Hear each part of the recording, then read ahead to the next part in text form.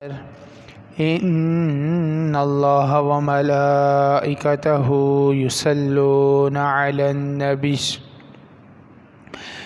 يا أيها الذين آمنوا صلوا عليه وسلموا تسليما اللهم صل على سيدنا ومولانا محمد وعلى آل سيدنا وأصحاب سيدنا ومولانا محمد وبارك وسلم. محمد سيد الكونين والثقلين والفريقين من عرب ومن عجم، هو الحبيب الذي ترجى شفاعته لكل هول من الأهوال مقتحم.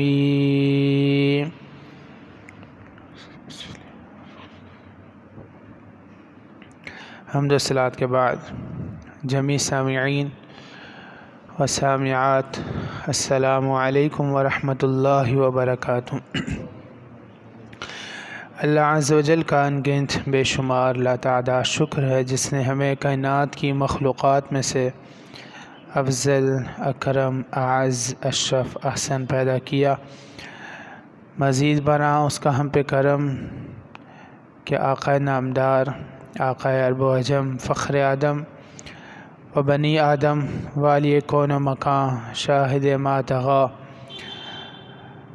صاحب علم نشرح، معصوم آمنہ، آقائی و مولائی و ملجائی و مأوائی، حضرت محمد مصطفیٰ مجتبیٰ مرتضیٰ صلی اللہ علیہ وآلہ وسلم کی امت میں سے پیدا فرمایا. مزید بنا ہم پہ کرم کیا کہ آج کے اس عظمت والے، برکت والے، رحمت والے دن میں اپنے گھر میں آنے کی سعادت عطا فرمائی. اللہ کے حضور دعا ہے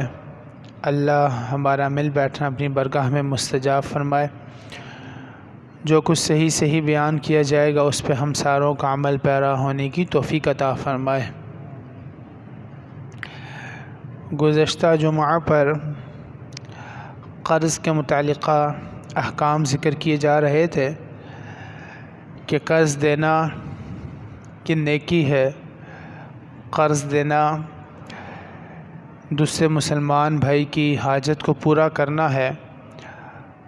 قرض دینا اللہ کی رضا کے حصول کا سبب ہے، قرض دینا دوسرے مسلمان کو خوش کرنا ہے، اور یہ سارے وہ اعمال ہیں جو اللہ کو بڑے پسند ہیں. کسی کو قرض حسن دینا یہ اس مسلمان بھائی کی دنیا کی مصیبت کو دور کرنا ہے، بدلے میں اللہ تعالیٰ اس کی قیامت کی مصیبتوں میں سے کسی مصیبت کو دور فرمائے گا. اور ذکر کیا گیا تھا کہ قرض دینے کا اجر و ثواب صدقے سے بڑھ کر ہے. جیسے کہ حدیث پاک آپ کی گوش گزار کی گئی تھی کہ جب آقا کریم صلی اللہ علیہ وسلم معراج والی رات، اسرا والی رات، جب آقا کریم صلی اللہ علیہ وسلم کو جنت کی سیر کروائی گئی تو حضور نے جنت کے دروازے پر جو صدقہ ہے اس کا اجر و ثواب 10 گنا لکھا دیکھا کہ کوئی 1 روپیہ صدقہ کرے تو اللہ تعالیٰ بدلے میں اس کو 10 نیکیاں عطا فرماتا ہے. لیکن اسی جنت کے دروازے پر قرضے کا جو اجر و ثواب ہے وہ 18 گنا. اگر کوئی 1 روپیہ قرضہ کسی کو دیتا ہے تو بدلے میں اللہ تعالیٰ اس کو 18 گنا اجر و ثواب عطا فرماتا ہے. میں نے جبرائیل امین سے پوچھا، اے جبرائیل ایسا کیوں ہے کہ قرضے کا اجر و ثواب صدقے سے بڑھ کر ہے؟ تو جبرائیل امین نے عرض کی، یا رسول اللہ صلی اللہ علیہ وسلم، اس لیے کہ جو سائل ہے، سوال کے، چونکہ صدقہ خیرات اس کو دی جاتی ہے جو مانگنے والا ہو، جو منگتا ہوتا ہے، بھکاری ہوتا ہے. چونکہ سائل ہوتا ہے، بھکاری ہوتا ہے، منگتا ہوتا ہے، مانگنے والا ہوتا ہے، وہ سوال کر رہا ہوتا ہے حالانکہ اس کے پاس مال موجود ہوتا ہے، پھر بھی وہ کیا کر رہا ہوتا ہے؟ سوال کر رہا ہوتا ہے. جیسے آج کل پتہ بھی چلتا ہے کہ بعض ایسے بھکاری بھی ہیں جو کروڑ پتی ہیں، پاس مال موجود ہے پھر بھی مانگ رہے ہوتے ہیں. اس لیے اس کو دیں گے تو یہ صدقہ ہے، اس کا اجر 10 گنا ہے. جبکہ جو قرض مانگ رہا ہوتا ہے وہ اسی وقت مانگ رہا ہوتا ہے جب اس کے پاس کچھ بھی نہیں ہوتا، مجبور ہوتا ہے تو مانگ رہا ہوتا ہے. اس لیے جو صدقہ ہے اس کا اجر 10 گنا جنت کے دروازے پر لکھا ہوا ہے، اور قرض دینے کا جو اجر ہے وہ 18 گنا ہے. اور پھر قرض دینا بھی اجر کا باعث ہے، لیکن قرض جب کسی سے لیا جائے واپس دینا یہ بھی اجر اور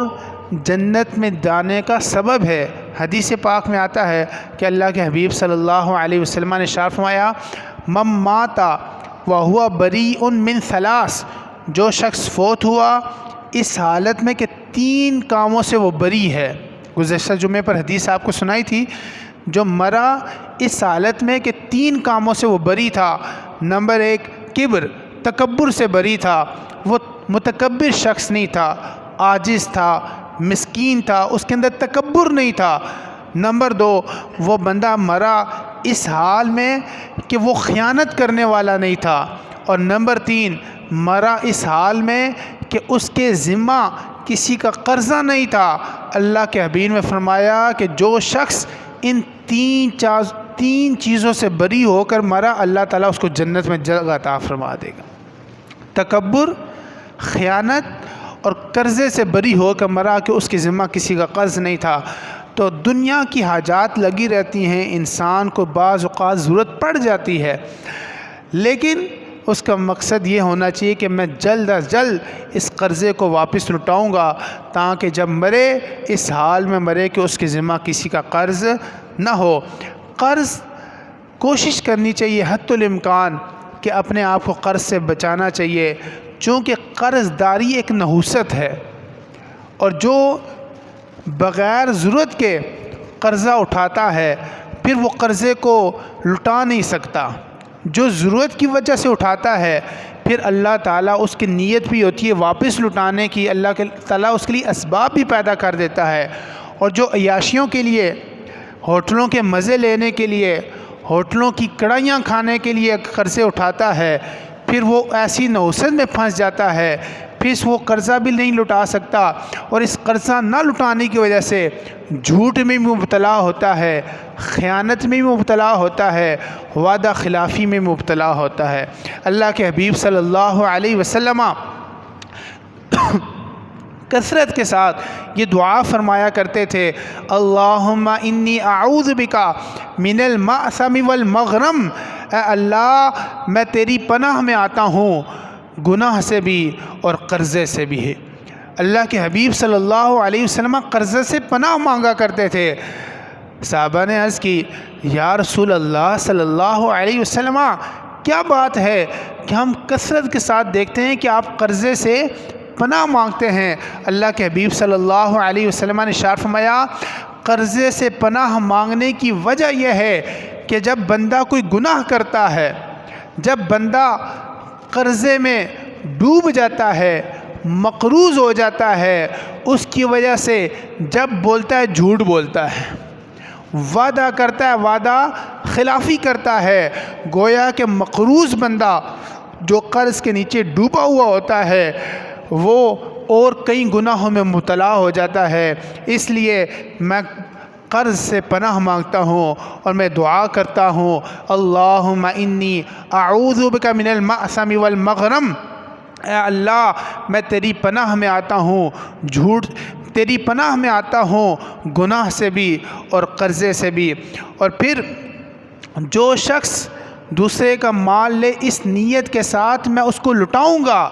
اللہ تعالیٰ اس مال کو لٹانے میں خاص اس کی مدد فرماتا ہے. یہ بھی حدیث پاک میں آتا ہے،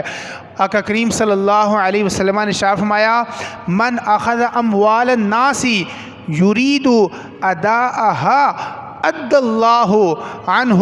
فرمایا جو شخص لوگوں کا مال لیتا ہے، قرض کی صورت میں لیتا ہے، اور اس کا ارادہ نیت یہ ہوتی ہے کہ میں اس کو ادا کروں گا، واپس لٹاؤں گا، اس مشکل گھڑی میں لے رہا ہوں، لیکن جو ہی اللہ تعالیٰ اسباب پیدا فرمائے گا، پہلی فرصت میں، جو ہی میرے پاس مال آیا میں مال لٹاؤں گا، اد اللہ عنہ، اللہ تعالیٰ اس بندے کی طرف سے مال لٹا دیتا ہے، یعنی اس کے لیے اللہ تعالیٰ اسباب پیدا فرما دیتا ہے۔ اگر وہ شخص مر بھی جائے، اس کی نیت یہ تھی کہ میں اپنا مال لٹاؤں گا، جس کا مال میں نے لیا تھا، اللہ تعالیٰ ان لوگوں کے دلوں میں رحم ڈال دیتا ہے، جس کا اس نے مال لیا ہوتا ہے وہ اللہ کی رضا کے لیے اس کو معاف کر دیتے ہیں۔ اور اگر دنیا میں معاف نہ بھی کریں،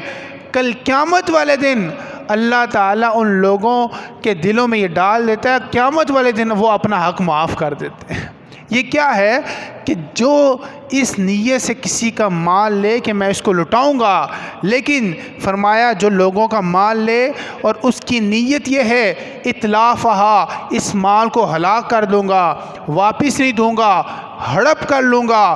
قبضہ کر لوں گا، دبا لوں گا، اللہ کے حبیب نے فرمایا اتلفہ اللہ، پھر اللہ تعالیٰ اس کو ہلاکت میں مبتلا کر دیتا ہے، اس کے رزق میں، مال میں نقصان ہو جاتا ہے، اس کی دنیا اور آخرت خراب ہو جاتی ہے۔ تو اس لیے قرضہ دینا بھی اجر کا باعث ہے، قرضے کو واپس لٹانا بھی باعث اجر و ثواب ہے، اور قرضے کو لے کر دبا لینا یہ باعث ہلاکت ہے، دنیا اور آخرت میں رسوائی کا سبب ہے۔ بلکہ روایت میں آتا ہے کہ جو شخص قرضہ لیتا ہے اور اس کی نیت پکی ہے کہ میں واپس نہیں کروں گا، حدیث پاک میں آتا ہے کل قیامت والے دن اللہ سے ملے گا اس حالت میں کہ چور کی حیثیت سے ملے گا۔ اللہ سے جب اس کی ملاقات ہوگی تو کس حیثیت میں ملاقات ہوگی؟ چور کی حیثیت سے اس کی ملاقات ہوگی۔ اب دیکھ لیں، اگر ہم کسی سے ضرورت کے وقت مال لیتے ہیں تو نیت ہو کہ میں لٹاؤں گا، صرف نیت ہی نہ ہو بلکہ جو ہی اللہ تعالیٰ اس کے لیے اسباب پیدا کرے تو پہلی فرصت میں وہ مال لٹائے۔ اگر لے رہا نیت یہی ہے کہ لٹاؤں گا نہیں، کل قیامت والے دن اللہ سے کس حالت میں ملے گا؟ چور ہونے کی حیثیت سے۔ اب دیکھ لیں کہ ہمارا خاتمہ کل کس کے ساتھ ہوگا۔ پھر اسی طرح بلکہ نفس المؤمن معلقۃ بدینہ حتی یقضی عنہ، کہ بندہ مومن کی روح معلق رہتی ہے، جنت میں نہیں جا سکتی حتی اپنے قرضے کی وجہ سے، حتی یقضی عنہ، یہاں تک کہ اس کی طرف سے قرضہ ادا کر دیا جائے، اس کے ورثاء اس کے مال میں سے یا اپنی طرف سے اس کا قرضہ ادا نہ کر دیں تو بندہ مومن کی روح معلق رہتی ہے، لٹکی رہتی ہے۔ اور بلکہ ایک روایت میں آتا ہے کہ اللہ کے حبیب صلی اللہ علیہ وسلم نے ارشاد فرمایا اگر کسی کے والدین مقروض ہونے کی حیثیت سے مر جائیں، پہلا تو میں نے گزشتہ جمعے پر ذکر کیا جو مال انہوں نے چھوڑا ہے اس مال میں سے دوسرا حق یہی ہے کہ اس کا قرضہ ادا کیا جائے۔ بیٹوں کا کوئی حق نہیں ہے، بیٹیوں کا کوئی حق نہیں ہے، اس مال میں سے جو اس نے مال چھوڑا، چاہے ایک گھر ہی چھوڑا ہے جس کا مالک وہ شخص تھا، اس کے ذمہ قرضہ ہے، گھر بیچ کر اگر اس کا قرضہ اتارا جا سکتا ہے تو گھر بیچ کر قرضہ اتارا جائے۔ اس گھر پر اس کے بیٹوں کا، بیٹیوں کا کوئی حق نہیں ہے، چونکہ اس کے وراثت میں سے چھوڑے ہوئے مال میں سے دوسرا حق کس کا ہے؟ قرض داروں کا ہے، قرض خواہوں کا ہے، جس کا اس نے قرضہ دینا ہے۔ اور اگر اس کے پاس مال نہیں تھا اتنا جو پیچھے چھوڑ گیا جس کے ساتھ اس کا قرضہ ادا کیا جائے، پھر اس کے بچوں کی اخلاقی ذمہ داری بنتی ہے۔ پہلی صورت میں لازم ہے، دوسری صورت میں اخلاقی ذمہ داری بنتی ہے کہ اس کے بچے اپنے والد کی طرف سے، والدہ کی طرف سے قرضہ ادا کریں، اور یہ اخلاقی ذمہ داری ہے۔ جو شخص اپنے والدین کی طرف سے حج کرتا ہے یا ان کے ذمہ جو قرض ہے وہ قرض ادا کرتا ہے، اللہ کے حبیب صلی اللہ علیہ وسلم نے ارشاد فرمایا بعثہ اللہ یوم القیامت مع الابرار، کل قیامت والے دن اللہ تعالیٰ اس بندے کو نیک لوگوں کے ساتھ اٹھائے گا۔ جو اپنے والدین کی طرف سے حج کرے یا اخلاقی طور پر ان کا جو قرضہ تھا ان کی طرف سے قرضہ ادا کرے، تو اللہ تعالیٰ اس بندے کو کل قیامت والے دن نیک لوگوں کے ساتھ اٹھائے گا۔ بڑا سستا سودا ہے، اگر کسی کے والدین پردہ کر جائیں، کوشش کریں۔ یہ جو آپ ختم کرواتے ہیں، چیلم کرواتے ہیں، اس پہ لاکھوں خرچ کر دیتے ہیں، ٹھیک ہے اجر ہے، لیکن ذمے جو اس کے ہے، جو اس نے قرضہ لیا ہوا ہے، اگر آپ اس کا قرضہ اتار دیں گے اس کی روح زیادہ خوش ہوگی، اس کی روح جو معلق ہے، لٹکی ہوئی ہے، وہ اس کی روح جنت میں پہنچ جائے گی۔ بے شک یہ بھی اجر و ثواب ہے، لیکن زیادہ جو بڑا اجر ہے وہ اس کی طرف سے کیا کیا جائے؟ قرضہ ادا کیا جائے۔ اور مطلب کسی دکان والے کا 5-6 ہزار روپیہ ہوتا ہے وہ نہیں ادا کرتے، لیکن 5-6 لاکھ روپے ختم پر لگا دیتے ہیں، یہ حق نہیں ہے۔ اخلاقی حق آپ پر یہ ہے کہ جو اس نے قرضہ لیا ہوا ہے وہ قرضہ کیا کیا جائے؟ اتارا جائے۔ اللہ کے ہاں اس کا بڑا اجر و ثواب ہے۔ قرضہ دینا اجر، قرضے کو واپس لوٹانا باعث اجر، قرضے کو لے کر دبا لینا باعث ہلاکت، دنیا اور آخرت میں رسوائی کا سبب ہے۔ اپنے والدین کی طرف سے قرضے کی ادائیگی کل قیامت والے دن نیک لوگوں کے ساتھ اٹھایا جائے گا۔ اور جو شخص کسی مقروض کو مہلت دیتا ہے یا اس کا قرضہ معاف کر دیتا ہے، اللہ تعالیٰ اس مہلت دینے کی وجہ سے اور قرضہ معاف کرنے کی وجہ سے اس بندے کو جنت میں جگہ عطا فرما دیتا ہے۔ حدیث پاک سنیے، صحیح مسلم شریف کی روایت ہے، سیدنا ابو ہریرہ رضی اللہ تعالی عنہ اس حدیث پاک کے راوی ہیں، فرماتے ہیں کہ آقا کریم صلی اللہ علیہ وسلم نے ارشاد فرمایا کان رجل یداین الناس، گزشتہ لوگوں میں سے ایک شخص لوگوں کو قرضے دیتا تھا، گزشتہ لوگوں میں سے، پہلی امتوں میں سے۔ مسلم شریف کی روایت ہے ایک شخص لوگوں کو قرضے دیتا تھا، فکان یقول لفتاہ، قرضے موصول کرنے کے لیے اس کا بیٹا جایا کرتا تھا اور اپنے بیٹے کو وہ نصیحت کرتا تھا کہ بیٹا اذا اتیت معسرا فتجاوز عنہ، جب تو کسی سے قرضہ موصول کرنے جائے، قرضہ وصول کرنے جائے، جب اگر تو دیکھے کہ وہ تنگ دست ہے، اس کے حالات ایسے نہیں ہیں کہ وہ قرضہ واپس کر سکے، فتجاوز عنہ، تو اس سے نرمی برتنا، اس کو مہلت دے دینا، لعل اللہ یتجاوز عنا، کہ ہو سکتا ہے کہ دنیا میں ہم اس مقروض کو تھوڑی سی مہلت دے دیں گے، کل قیامت والے دن اللہ تعالی ہمیں معاف فرما دے گا۔ حضور نے فرمایا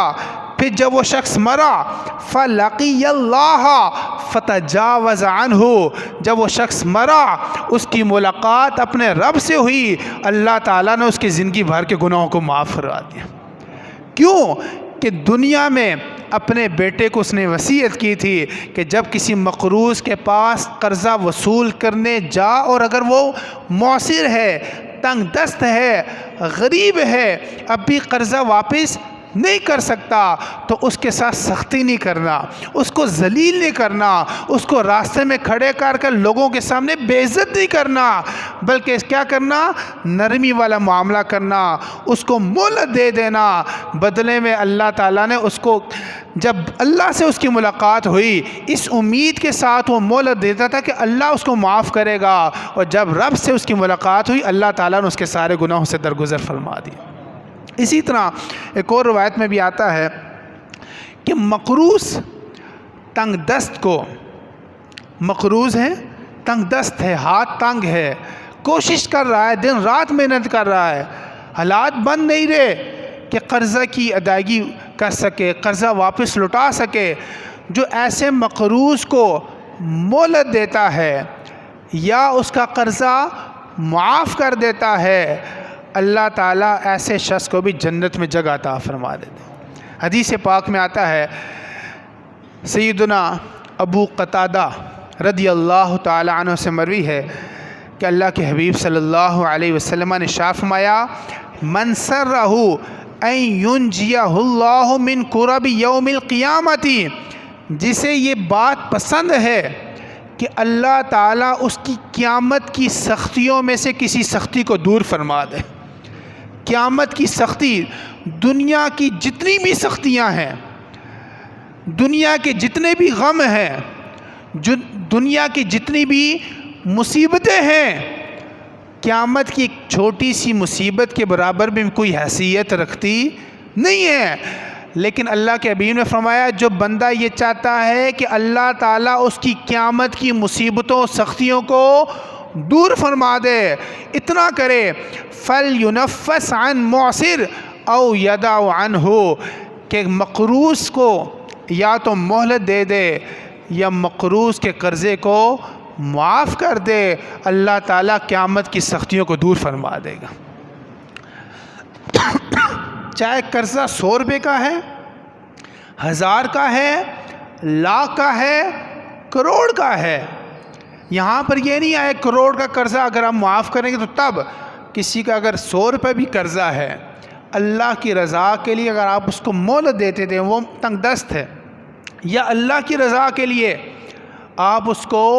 معاف کر دیتے ہیں، تو کیا ہوگا کہ کل قیامت والے دن اللہ تعالیٰ آپ کی قیامت کی سختیوں کو دور فرما دے گا۔ کتنے لوگوں نے ہم سے 100 روپیہ 50 روپیہ لیتے ہیں پھر بھول جاتے ہیں۔ آج یہیں پر بیٹھے بیٹھے کچھ بڑے قرضے جو آپ معاف نہیں کر سکتے، لیکن چھوٹے چھوٹے قرضے جو آپ کو یاد بھی نہیں ہیں، آپ یہیں پر بیٹھے بیٹھے، میں بھی اور آپ بھی دل میں تہیہ کر لیں، نیت کر لیں کہ اللہ کی رضا کے لیے جس نے بھی مجھ سے قرضے لیے ہیں، جو چھوٹے چھوٹے جو آپ کو یاد بھی نہیں ہیں، میں اللہ کی رضا کے لیے ان کو معاف کرتا ہوں۔ آپ تو ویسے بھی بھول چکے ہیں، بدلے میں کیا ہوگا؟ ایک تو کل قیامت والے تو اس بندے کی پکڑ نہیں ہوگی۔ نمبر 2، پہلے میں نے ذکر کیا کہ قرضے کا ثواب 18 گنا نیکیاں پہلی آپ کو مل چکی ہیں۔ تیسرے نمبر پر کیا ہوگا؟ کل قیامت والے دن کی اللہ آپ کی مصیبتوں کو، سختیوں کو دور فرما دے۔ اللہ کی رضا کے لیے معاف کرتے ہیں کہ نہیں کرتے؟ اللہ کی اگر ہم معاف کریں گے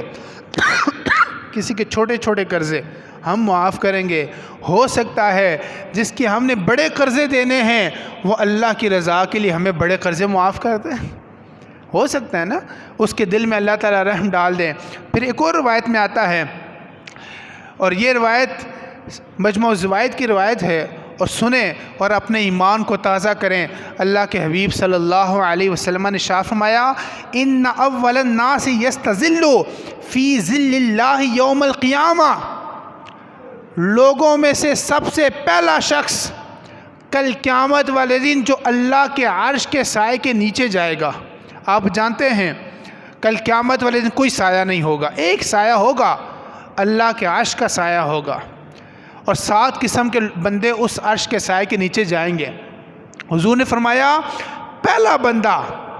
لوگوں میں سے پہلا شخص جو اللہ کے عرش کے سائے کے نیچے جائے گا، وہ شخص کون سا ہے؟ لَرَجُلٌ أَنذَرَ مُعْسِرًا حَتَّى يَجِدَ شَيْئًا، وہ شخص ہے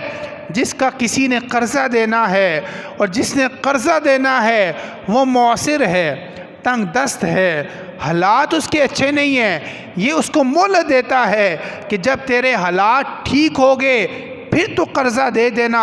او تصدق علیہ بما یطلبہ، یا اللہ کی رضا کے لیے اس کو کہتا ہے میں نے اللہ کی رضا کے لیے تیرا قرضہ معاف کر دیا، مہلت دے دی یا اللہ کی رضا کے لیے اس کا قرضہ معاف کر دیا۔ وَيَحْرِقُ صَحِيفَتَهُ، اور جو اسٹامپ پیپر لکھا ہوا ہے، جو لکھا کیا ہوا ہے، جو اس نے مال دینا تھا، اس کو وہ پھاڑ دیتا ہے کہ تم پچھلے اس سے مطالبہ نہ کر بیٹھیں، اللہ کی رضا کے لیے معاف کر دیا، کل قیامت والے دن وہ بندہ سب سے پہلے اللہ کے عرش کے سائے کے نیچے چلا جائے گا۔ بڑا سستا سودا ہے۔ قرضہ دینا اجر و ثواب، قرضہ لے کر واپس کرنا جنت میں جانے کا سبب، قرضے کو لے کر دبا لینا باعث ہلاکت دنیا اور آخرت میں رسوائی، اپنے والدین کی طرف سے قرضہ ادا کرنا کل قیامت والے دن اللہ تعالیٰ کے مقربین میں سے اللہ تعالیٰ اٹھائے گا، اور جو شخص مقروض تنگ دست کو مہلت دیتا ہے یا اس کو معاف کر دیتا ہے، اللہ تعالیٰ کل قیامت والی سختیوں کو دور فرما دے گا،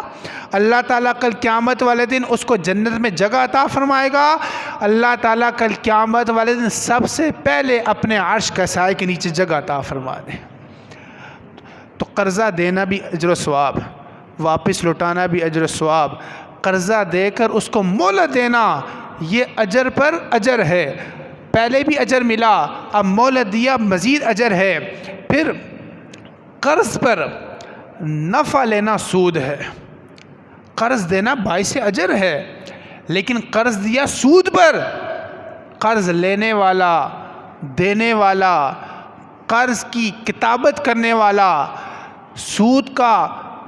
سود کی کتابت کرنے والا، سود کے گواہ، سود لینے والا، سود دینے والا، سود کے گواہ، سود کی کتابت کرنے والا، اسٹامپ پیپر والا، جو بھی بندہ ہے، چاروں کا ایک ہی حکم ہے، چاروں کا ایک ہی حکم ہے۔ اور معاذ اللہ حدیث پاک میں آتا ہے کہ سود کا ایک لقمہ، سود کا ایک لقمہ 36 بار زنا کرنے سے بڑا گناہ ہے، 36 مرتبہ گناہ کرنے سے بڑا گناہ ہے۔ جناب مولا علی رضی اللہ تعالیٰ عنہ سے مروی ہے، حضور نے فرمایا کل قرض جر منفعتا، ہر وہ قرضہ جو نفع لے کر آئے وہ سود ہے۔ آپ نے 100 دیا، بدلے میں 120 کا تقاضا ہے، 110 کا تقاضا ہے، یہ سود ہے، سود حرام ہے اور جہنم میں لے جانے کا سبب ہے۔ قرض دینا بڑا اجر و ثواب ہے، لیکن قرض کو سود پر دینا یہ دنیا اور آخرت میں ذلت کا سبب ہے اور جہنم میں لے جانے والے اسباب میں سے ایک سبب ہے۔ اس لیے قرض دینا باعث اجر و ثواب ہے، لیکن قرض دینا کس کے لیے ہو؟ اللہ کی رضا کے لیے ہو۔ سود کے طور پر اگر دیا تو کل قیامت والے دن بڑا سخت اس کا کیا ہوگا؟ حساب ہوگا۔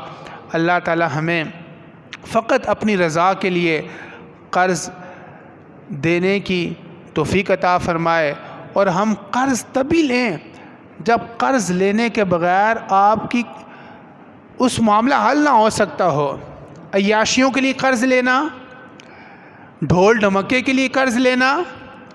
چونکہ ہم بڑے خاندان کے ہیں تو بچے کی شادی فلاں شادی حال میں کرنی ہے تو اس لیے قرض لینا شرعی طور پہ بہتر نہیں، آپ پھنسیں گے۔ دیکھیں نا، جو بچہ جس کی آپ شادی 25 سال کی عمر میں کر رہے ہیں، جس بچے کی 8-9 سال ہو گئے اس کو کماتے ہوئے بھی،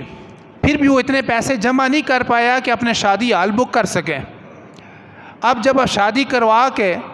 پہلے اس کے بھائی بھی ساتھ دے رہے تھے، والدین بھی ساتھ دے رہے، تو شادی کے بعد پھر بہن بھائی بھی پیچھے ہو جاتے ہیں، ماں باپ بھی تھوڑا ہاتھ کھینچ لیتے ہیں، فطرتی عمل ہے۔ تو جو 9 سال کما کر اپنی ذات کے لیے کما رہا تھا وہ پیسے جمع نہیں کر سکا، اب شادی کا حال کا آپ نے 4-5 لاکھ 2-3 لاکھ اس کے اوپر مزید قرضہ کر دیا، اور قرضہ بھی اس کے اوپر چڑھا ہوا ہے شادی کا، اب بیوی بھی آ گئی ہے، خرچے بھی بڑھ گئے ہیں، انکم وہی ہے، وہ بیچارہ سال کے بعد بچہ بھی آ جائے گا، اس کے بھی خرچے ہو جائیں گے، وہ قرضہ کہاں سے اتارے گا؟ مزید قرضے کے نیچے وہ کیا ہوگا؟ ڈوبے گا۔ اس لیے قرض ضرورت ہے، ضرورت کے وقت قرض لیں گے اور نیت اس کو لٹانے کی ہوگی، اللہ تعالیٰ کی مدد شامل حال ہوگی، قرض اتر جائے گا۔ لیکن عیاشیوں کے لیے قرض لینا، ہوٹلنگ کے لیے قرض لینا، مزے کے لیے قرض لینا شرعی طور پر جائز نہیں ہے۔ ایسا قرض نحوست لے کر آتا ہے، اور ہمارے آقا کریم صلی اللہ علیہ وسلم دعا فرمایا کرتے تھے، اللہم انی اعوذ بکا من المعصم والمغرم، اے اللہ میں تیری پناہ میں آتا ہوں ہر قسم کے گناہ سے بھی اور قرضے سے بھی۔ اور ہمارے آقا کریم صلی اللہ علیہ وسلم نے وہ بندہ جو قرض لٹانا چاہتا ہے لیکن حالات بند نہیں قرضے لٹانے کے، اس کے لیے ایک وظیفہ پیارے آقا نے ہمیں بتایا۔ حضرت ابو امامہ الباہلی رضی اللہ تعالی عنہ سے مروی ہے کہ آقا کریم صلی اللہ علیہ وسلم مسجد نبوی میں تشریف لے کر آتے ہیں، کیا دیکھتے ہیں کہ جناب ابو امامہ تشریف فرما ہیں، نماز کا وقت بھی نہیں ہے، بڑے پریشان ہیں۔ حضور نے ارشاد فرمایا، یا ابا امامہ ما لی اراک جالسا فی المسجد فی غیر وقت الصلاۃ، نماز کا وقت بھی نہیں ہے اور میں دیکھ رہا ہوں تم مسجد میں بیٹھا ہوا ہے، مسئلہ کیا ہے، کیا پریشانی ہے؟ کہا حضور تنگ دست ہوں، قرضے کے بوجھ سے ڈوب چکا ہوں اور قرضے سے خلاصی کی کوئی صورت نظر بھی نہیں آ رہی، قرضے نے پریشان کر دیا ہے۔ اللہ کے حبیب صلی اللہ علیہ وسلم نے ارشاد فرمایا، کیا میں تجھے وہ دعا تعلیم نہ کروں؟ کیا تجھے وہ کلمات نہ سکھا دوں؟ جب وہ تو دعا کرے گا، وہ کلمات پڑھے گا، اللہ تعالیٰ تیری پریشانی کو بھی دور کر دے گا، تیرے قرضے کو بھی دور کر دے گا۔ میں نے عرض کی، سونیا کیوں نہیں آپ مجھے وہ دعا سکھائیں، وہ کلمات سکھائیں کہ میں دعا پڑھوں، میری پریشانی دور ہو جائے۔ بہت بڑی پریشانی ہوتی قرضہ، جو مقروض ہوتا ہے، مقروض بندے کا دن بھی رات ہو جاتی ہے، مقروض بندے کا دن بھی رات ہو جاتی ہے۔ بڑا گہرا جملہ ہے، توجہ کریے گا، جو مقروض ہیں وہ سمجھ سکتے ہیں۔ تو آقا کریم صلی اللہ علیہ وسلم نے ارشاد فرمایا، تو صبح و شام یہ دعا پڑھا کر، اللہم انی اعوذ بک من الہم والحزن واعوذ بک من العجز والکسل واعوذ بک من الجبن والبخل واعوذ بک من غلبۃ الدین وقہر الرجال۔ صبح و شام یہ دعا پڑھا کر، اللہ تعالیٰ تیری پریشانی کو بھی دور کر دے گا، تیرے قرضے کو بھی دور کر دے گا۔ اللہ تعالیٰ ہمیں صحیح معنوں میں آقا کریم صلی اللہ علیہ وسلم کی دی ہوئی تعلیمات پر عمل پیرا ہونے کی توفیق عطا فرمائے۔ وما علیہ الا البلاغ۔ اذان ہوتی، اذان کے بعد پھر سنتے